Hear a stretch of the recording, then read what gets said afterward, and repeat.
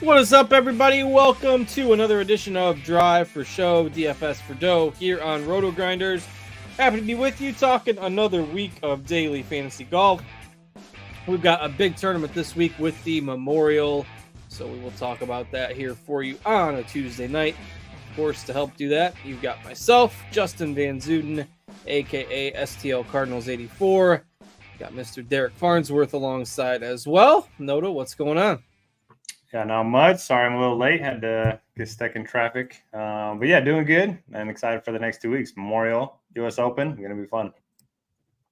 Yeah, absolutely. Should be a lot of fun over the next couple weeks. We had a little bit of a weird event, a pretty weak field last week for the RBC Canadian Open.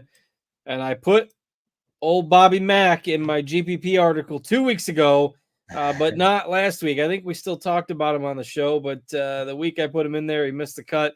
Didn't want to go back to that well last week and show too much conviction in my my guy Bobby Mack, but cool to see him win a PGA Tour event. That's great for him. Victor Perez, Ben Griffin were in the mix as well with big Sundays. Tom Kim and Rory McIlroy made a little bit of a charge as well, but all fell just a little bit short. And what was kind of I'd say a mixed leaderboard. You had some of the top guys in there.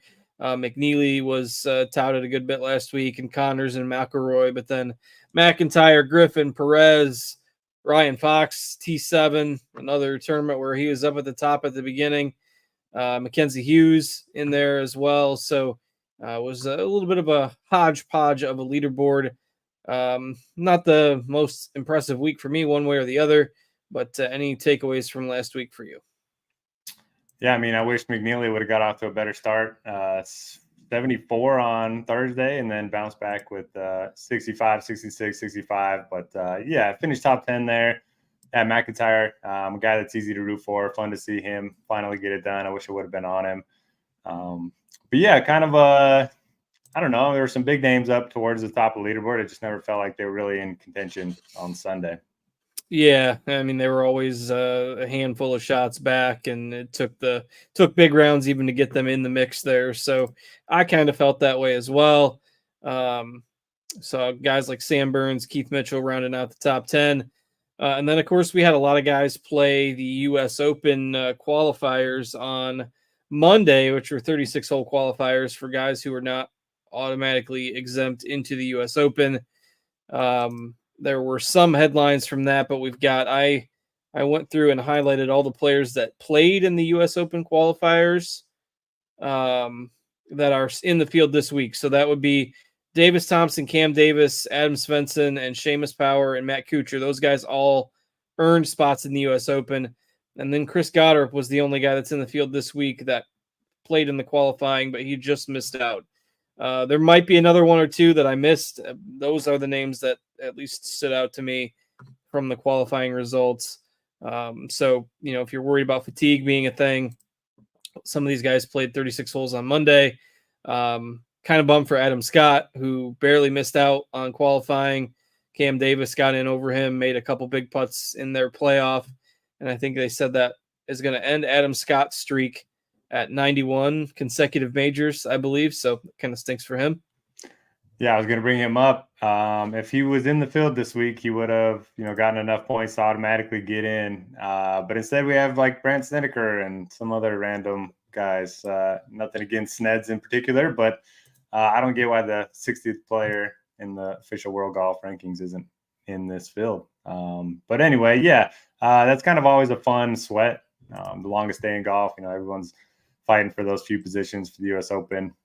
But yeah, I wish Scott would have made it.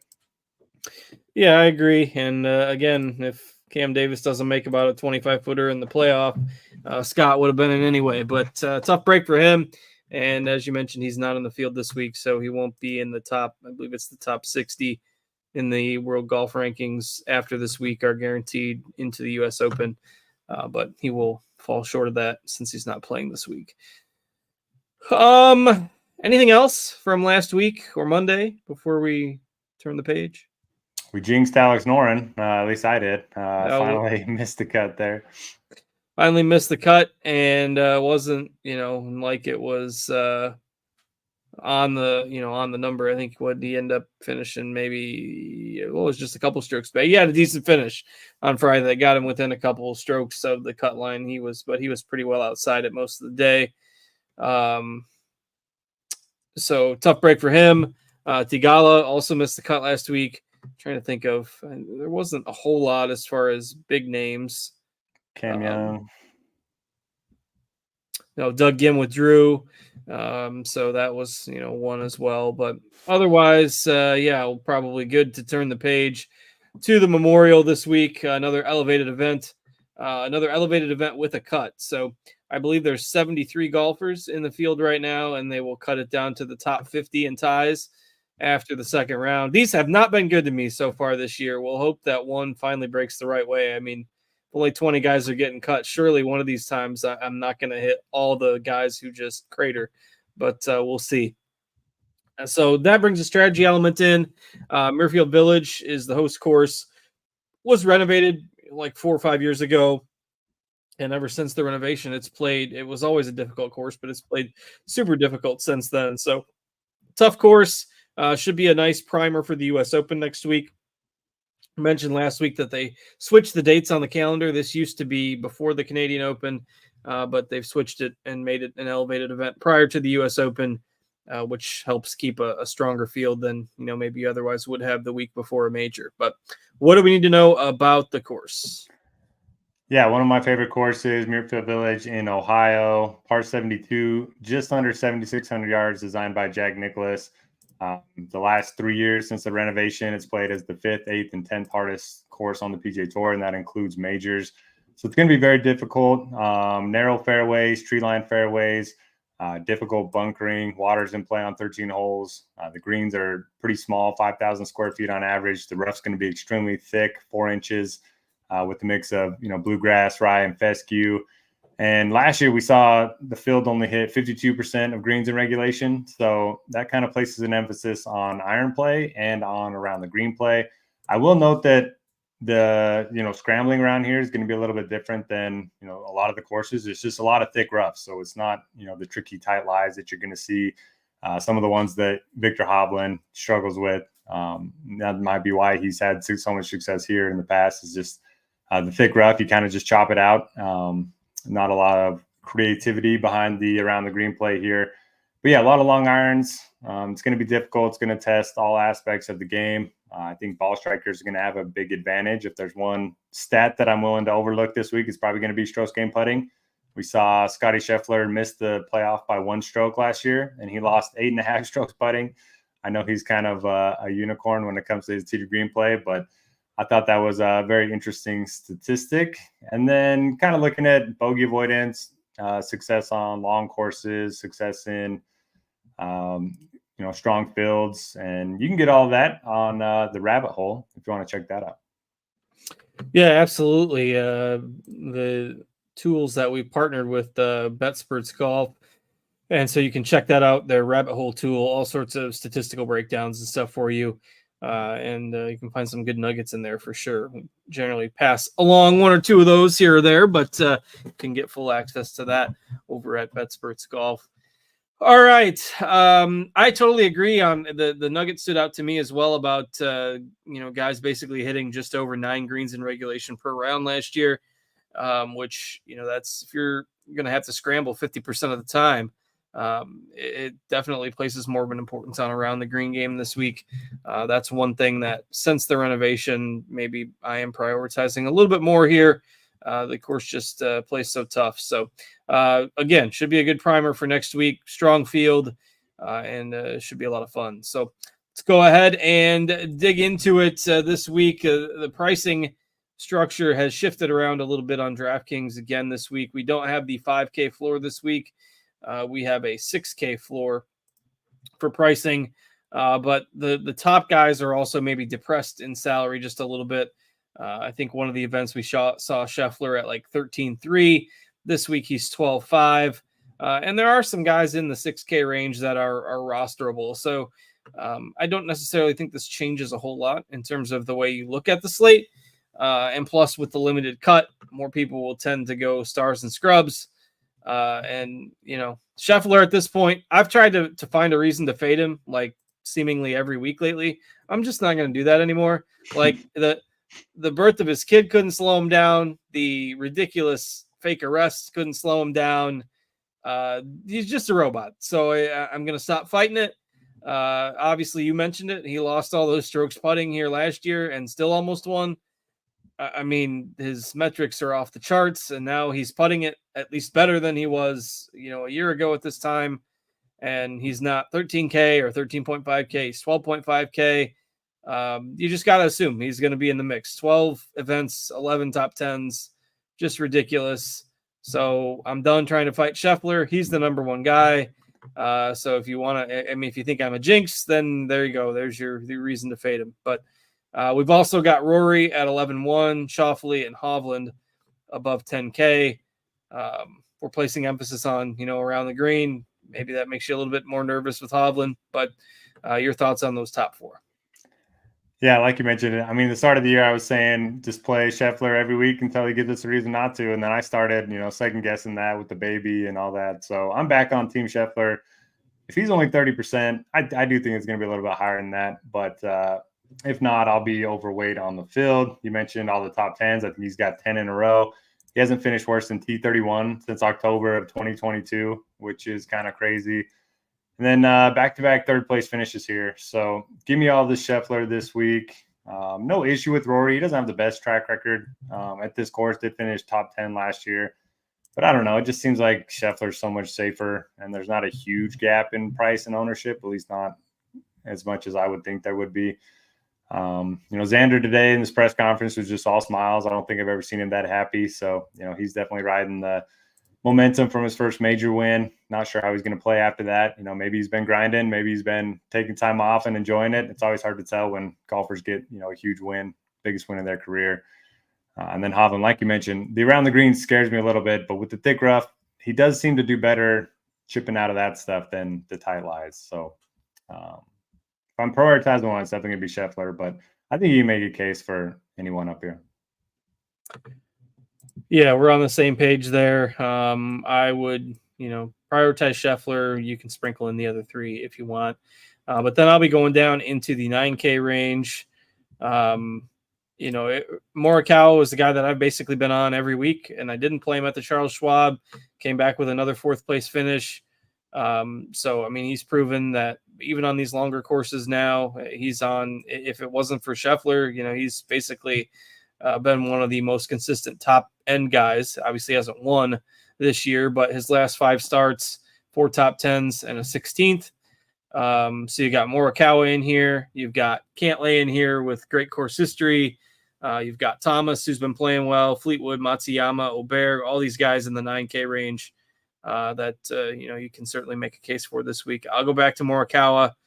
Don't mind Thomas, who seems like everybody started sour on him after the Masters, but he's picked up a few good finishes in a row himself as well. So Morikawa and Thomas, obviously Cantlay, I think, is pretty safe in the 9K range. What do you like? Yeah, so Morikawa, I was kind of worried about him there for a while because he was gaining so many strokes with the short game.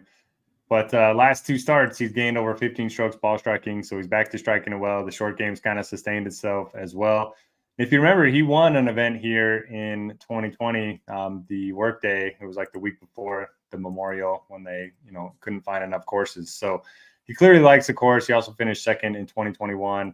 So I like Morikawa quite a bit as well. And I will play some Cantlay. He doesn't project well for me. He hasn't had a great year. But if you look at the 2 starts that he did play well, it was Harbour Town and it was Riviera. And those are like his favorite courses. And this is his 3rd favorite course. He's won here twice, 2 other top 5 finishes. So I'm hoping he can just, go to that happy place and play well. Other than that, I don't have any strong takes. I mean, JT seems like a good course fit. He hasn't been great here in the past. I just can't play Ludwig at 20% ownership with the knee concern and the fact that he's never played here before. Fleetwood and Hideki seem pretty safe, but not must plays for me. Yeah, so I'm probably just going to take a few more chances on Thomas. I agree with Oberg if the ownership stays there. I think he's fine in a vacuum, and if he was 5% owned, I think the GPP conversation would be a little bit different. But if he's massively owned, I agree with that take. And no strong take on Fleetwood or Matsuyama at the bottom of the range. If they fit your build, I think they're perfectly fine. But I would much rather stay with Morikawa, Cantlay, or Thomas. Would probably be my top 3 in that range. All right, so we move down into the 8K range. We've got Wyndham Clark coming off a miscut kind of out of nowhere at the PGA. We've got Theegala coming off a miscut kind of out of nowhere last week. We've got Max Homa, who was massive chalk 2 weeks ago at the Charles Schwab and missed the cut. We've got Spieth, who really hasn't had an upside finish in a few months now. And then, we've got Corey Connors kind of hitting up the middle part of the 8K range. I don't really like any of these guys. So to me, I'm going to be going down into the bottom part of the 8K range. What are your thoughts on the 8Ks here? Yeah, I swear, like the last 4 events, the 8Ks have just been a dead range, and I think that's the case again this week. I don't mind Theegala. I do like his outright number quite a bit. He's up to like 55-1. He's one of those guys that he's always been known for his short game, but if you look at his numbers this season, he's actually been much better ball striking than he has been around the green. So if he can get the around the green going again, I think he could be interesting. He does have a top 5 here in 2022. Connor's got the ball striking angle. I'll play some of him, especially in like cash games. Other than that, I don't know. Maybe Noren bounce back. He hasn't been great here in the past. I do like Henley at 8K even. Guy that very accurate off the tee, one of the better iron players in the field, top 10 scrambler in the field. T16 here last year. I think he's got 7 straight top 35s. It's hard to find a reason not to play Henley. Maybe he doesn't have like top 5 upside, but I really like him at 8,000 even. Yeah, I think he's a fine play. My favorite in the 8Ks is probably Benny On at 8,400. Plenty long off the tee. Putter's been a little better. I think at that price, he's perfectly fine. So, and I don't mind banking on Noren to bounce back a little bit. I know a lot of people got burned by him last week, and now he won't have anywhere near the ownership. And he's at a reduced price. So I'd probably rank my interest in these guys, Benyon, Henley, and Noren as my top 3. Connors is fine as well. Kind of maybe in that same boat as Henley. Doesn't have the maybe top 5 ceiling right now, but perfectly safe. I mean, Connors hasn't missed a cut all year. So I like those guys better than the top part of the 8K range. If you find yourself needing to save, $400 or $500, getting down to the cheaper guys certainly makes sense to me. All right.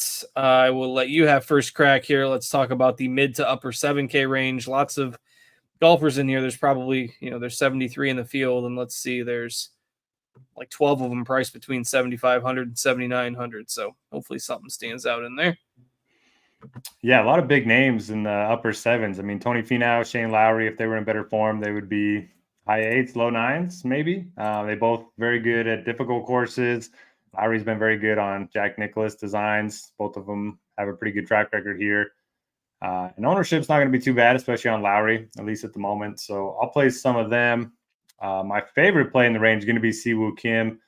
So I was looking at this earlier this week. He's gained off the tee in 31 of his last 32 starts, which is impressive. He's gained on approach in 12 of his last 13 starts.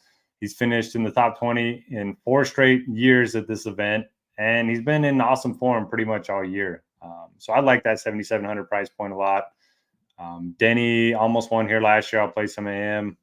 I like Sepp Straka. He's been, been on fire with the irons. He's gained at least 3.8 strokes on approach in 5 of his last 6. And then I'm going to play some Will Zalatoris as well. Just anytime you get him on difficult courses, I kind of just, plug my nose and hope for the best. He was T5 here in his only appearance. Doesn't look like he's going to be very popular either. Who are your favorites? Yeah, I think this is a really interesting range to kind of, we're going to get so much kind of spread out in here that I don't think you have to worry about ownership a ton. And there's upside with some of these guys. I mean, even Cam Young, we can see him eject and miss a cut, or, this is a course where being long certainly doesn't hurt at times. So I think you can make a case for him. I'm with you on Siwoo Kim. I think he's my favorite. I did put in my GPP article this week that, he kind of used to have a knack for being inconsistent and also withdrawing a lot. And neither one of those has really been true of late. Yeah.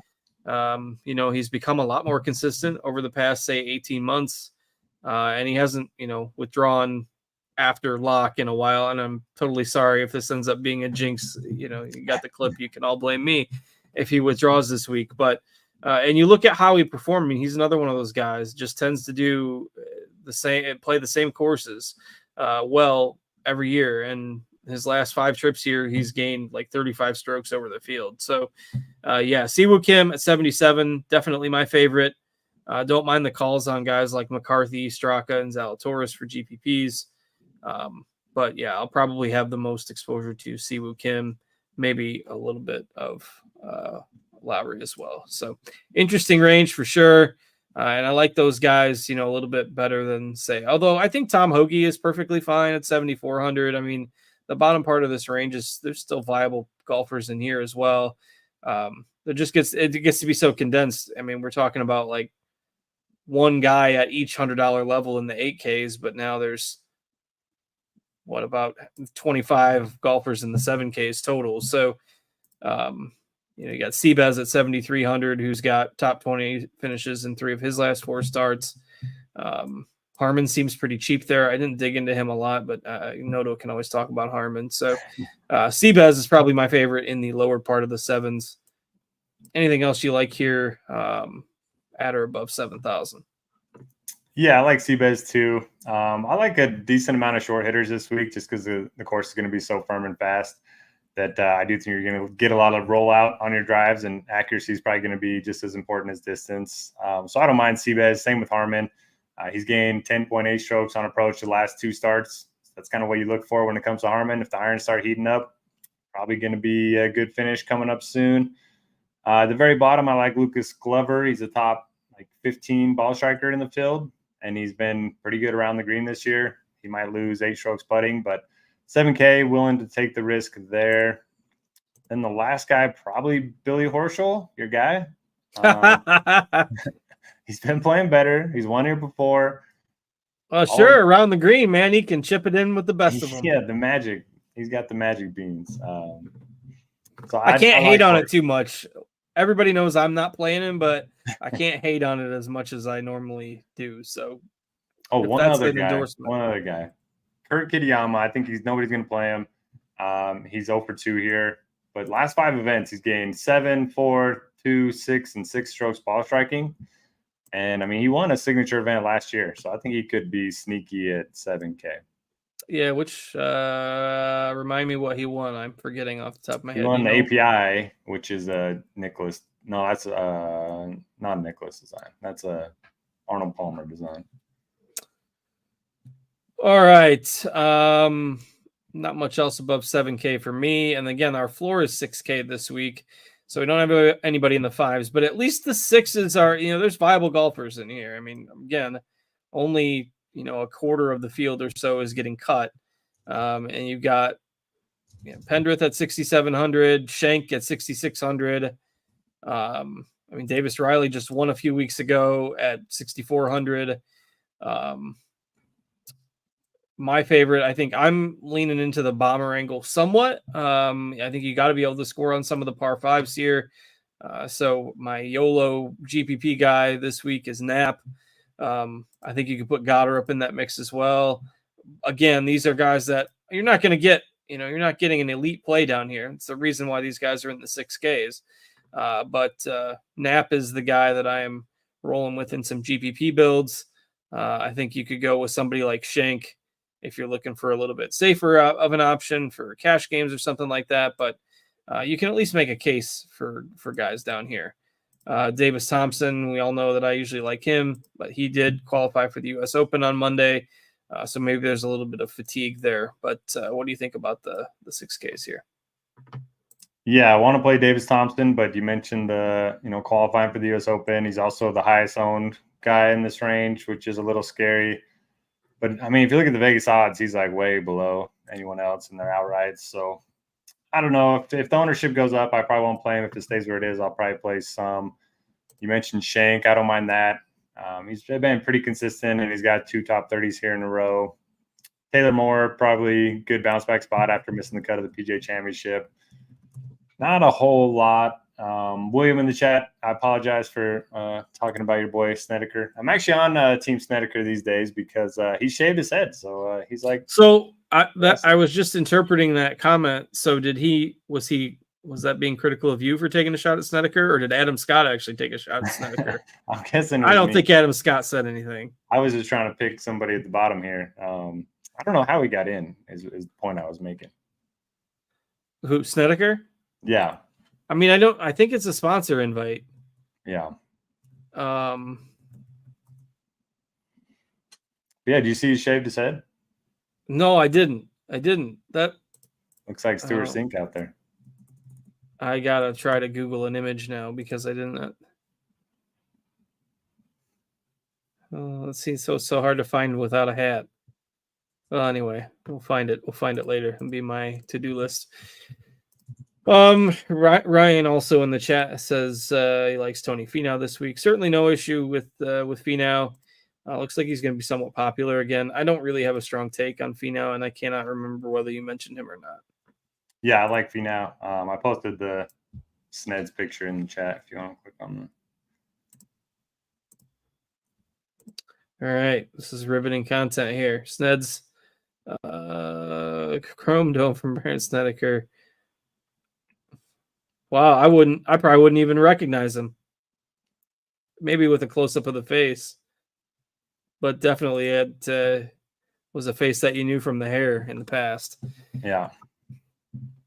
All right. Well, that's, again, shorter field this week, so it didn't take us as long to get through the analysis. We will try to fire up a snake draft here at the end of the show. If you do not want to stick around for that, that's no problem. Certainly appreciate you checking us out. If you are watching us on the YouTube, be sure to give us a little thumbs up before you exit. We do appreciate that very much. And if you want to stick around and listen to a snake draft, or even better, join, we're happy to accommodate that here as we'll search for a draft on DraftKings. Let's see. So we'll go to the snake lobby for golf. Memorial. Try to find our usual $5 6-man. There's a 0 out of 6 there right now. Perfect. All right. So I am in. And now we've got 2 out of 6. But we're going to need some help this week. I think I finished dead last. I finished 4th last week. So. In the snake and all my other contests as well, probably. I put the snake draft link in the chat, and then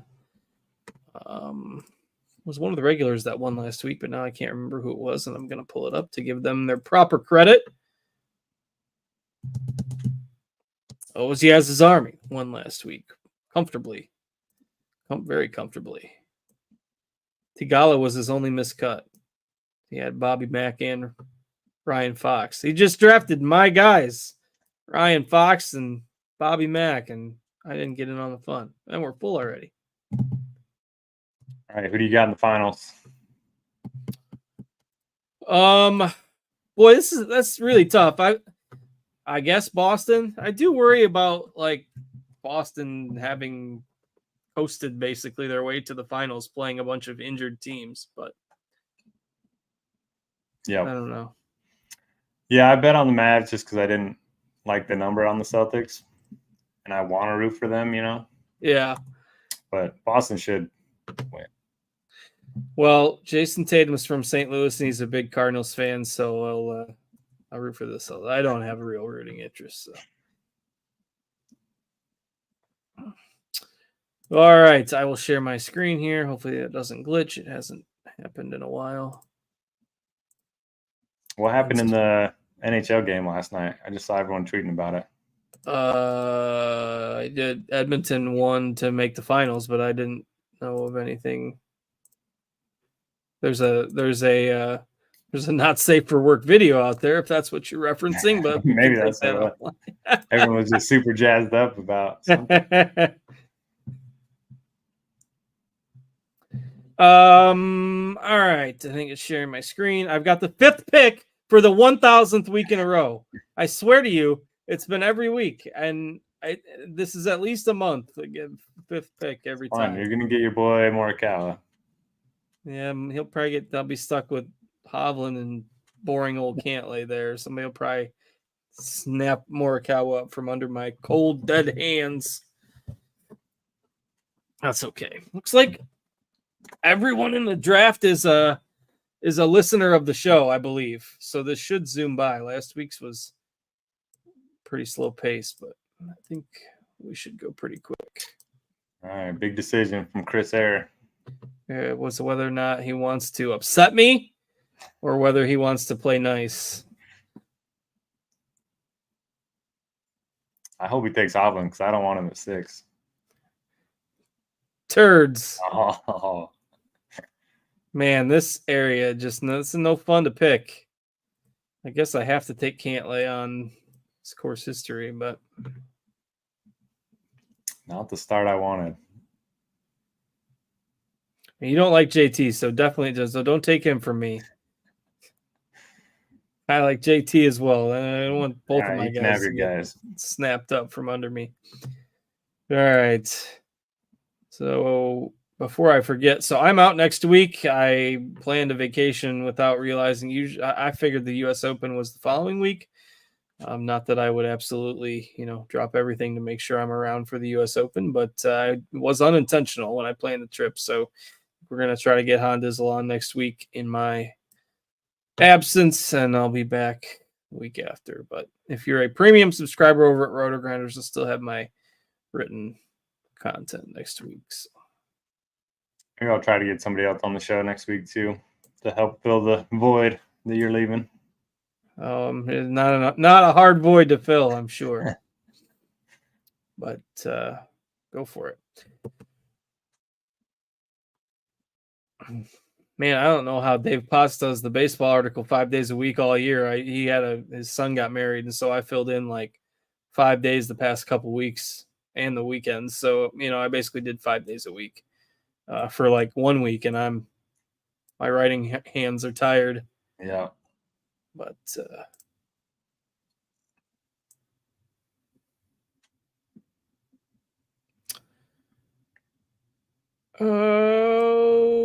okay.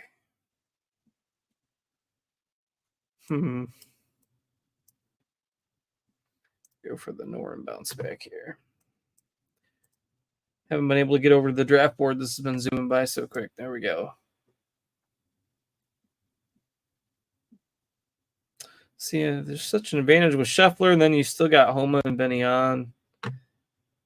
Or I'm floundering over here with Cantlay and JT as my starting point.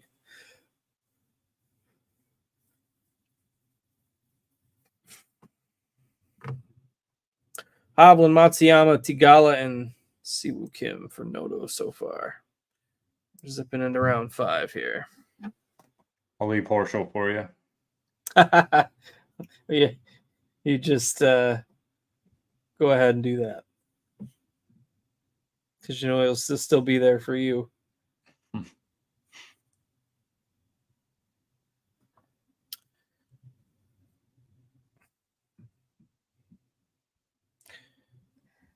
We didn't talk about the cut rule, I don't think, did we? No, go for it. Yeah, 73 guys, top 50 in ties, plus anyone within 10 of the lead. Which I don't think is coming to play the first couple. I think there was a guy far enough ahead to where the 10-shot rule didn't really come into play the first couple times. Wouldn't surprise me if it did here, just because this tends to be there's not as much scoring. So like last year, the winner was 7 under. So, if you figure the leaders 4 or 5 under the first couple days, 5 over gets you through. Just a guess.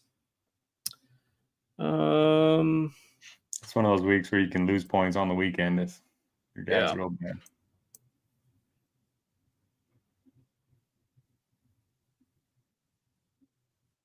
I left you Horschel. You didn't even take him? Didn't even take him. He might be there for your very last pick of the draft. We'll see.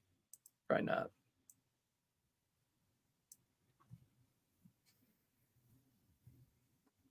Got Harmon sticking with the brand. Had to.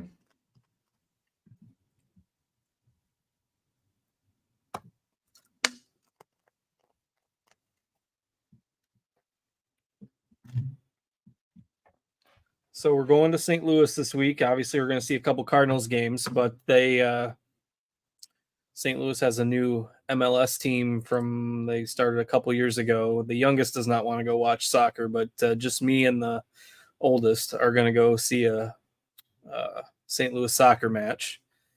Nice. And then their UFL team made the playoffs, and our youngest is really into football at the moment. And so they've got a game there at the Dome on Sunday, which obviously we weren't planning on, but they're at home for that. So we're going to catch a UFL football as well. And they're averaging like 35,000 fans for that, kind of secondary football league, which is just wild. I don't know if they're trying to prove a point to the Rams or what for leaving. Does the wife like going to the games? Yeah, the baseball ones for sure. Yeah, and she's not going to the soccer game either, so that she can stay back with our one that's not going, but she'll go to the football games. Nice. We'll see how that day's a afternoon Cardinals game and then a football game at 6:30. So I'm sure we'll be a little tired after that, but that's all right. All right, so we are through for the draft. Pull up the board here. Cantlay, Thomas, Finau, Noren, Seabez, Hoagie, and Griffin for me.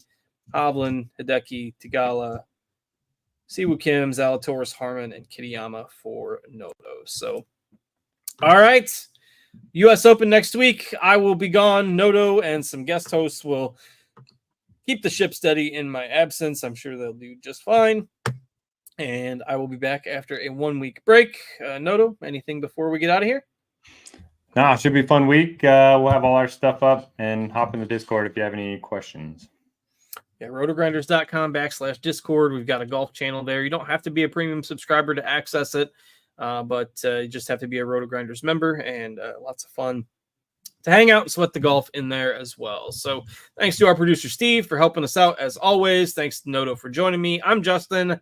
Noto will be back here next week to break down the U.S. Open, and I will see you all in a couple weeks. Until then, good luck and take care, everybody.